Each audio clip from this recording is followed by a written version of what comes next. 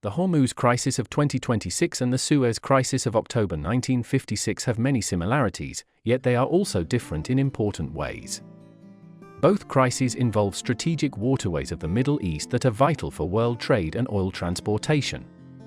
In 1956, Egypt under Gamal Abdel Nasser nationalized the Suez Canal, alarming Britain and France because the canal was the main route between Europe and Asia. In the present Hurmuz crisis, tensions around the Strait of Hormuz threaten global oil supplies because a large portion of the world's petroleum passes through this narrow sea route.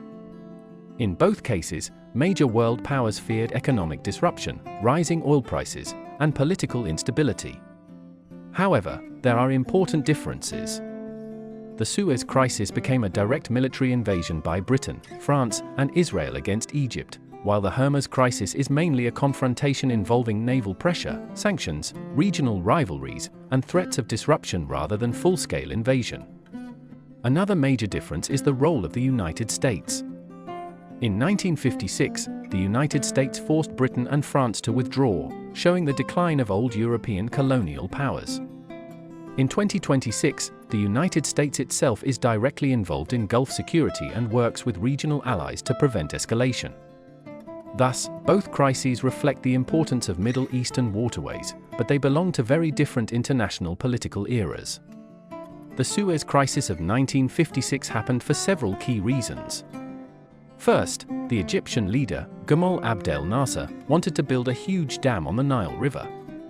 The United States and Britain had promised to help pay for it, but later withdrew their offer. In response, Nasser decided to nationalize the Suez Canal.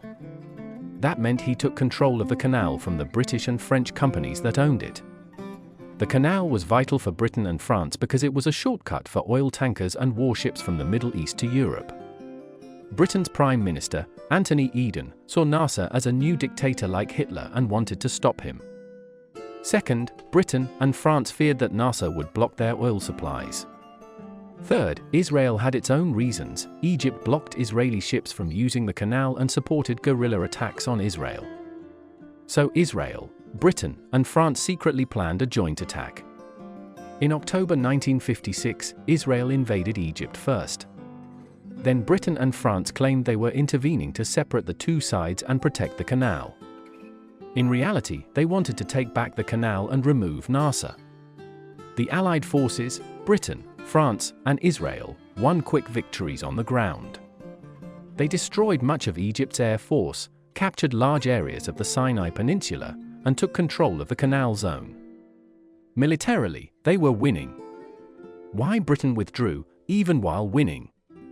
Despite their military success, Britain was forced to withdraw under immense pressure from the United States. President Dwight D. Eisenhower was furious. He had not been told about the secret plan, and he was in the middle of a Cold War against the Soviet Union. Eisenhower believed the attack would drive Arab nations into the arms of the Soviets. Worse, the Soviet Union threatened to launch rockets at London and Paris if the Allies did not stop. Eisenhower feared that if the war continued, the Soviet Union might join directly, leading to a much bigger world conflict. To force Britain out, the United States used its economic power. Britain's currency, the pound, was under heavy pressure. The US threatened to sell off its British pound reserves, which would cause the British currency to crash. Even more critically, the US refused to provide emergency oil supplies to Britain. The Suez Canal was blocked by Egypt, which had sunk ships in the waterway, so Britain could not get its usual oil from the Middle East. Without American oil, Britain's economy would grind to a halt within weeks. Eden also realized that Britain could not fight without US support. The US was Britain's main ally in NATO, and the US had the world's strongest economy and military. Being alone against American financial pressure and Soviet threats was impossible. So after just 1 week of fighting, Britain agreed to a ceasefire in November 1956. By December, British and French troops were withdrawing. Israel followed later. Results of the crisis. The results were humiliating. Egypt kept control of the Suez Canal, its nationalization became a permanent fact. Nasser became a hero across the Arab world. Britain and France lost their prestige as great powers. They could no longer act without US approval. Britain's Prime Minister Eden resigned in early 1957 due to illness and political shame. Lasting impacts. The lasting impact was huge.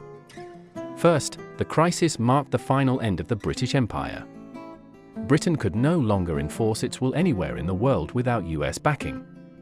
Second, the United States became the undisputed leader of the Western Alliance. Third, the crisis convinced France that the US could not be trusted, which influenced France's later decision to develop its own independent nuclear weapons. Fourth, the crisis increased Cold War tensions. The Soviet Union gained influence in the Arab world, especially in Egypt and Syria. Finally, for the Middle East, the failure of Britain, France, and Israel to keep the canal made Arab nationalism stronger, setting the stage for future wars in 1967 and 1973. In short, Britain withdrew not because it lost on the battlefield, but because the United States pulled the financial and diplomatic rug from under its feet. Without American oil and money, and facing Soviet threats, Britain had no choice but to surrender its victorious campaign.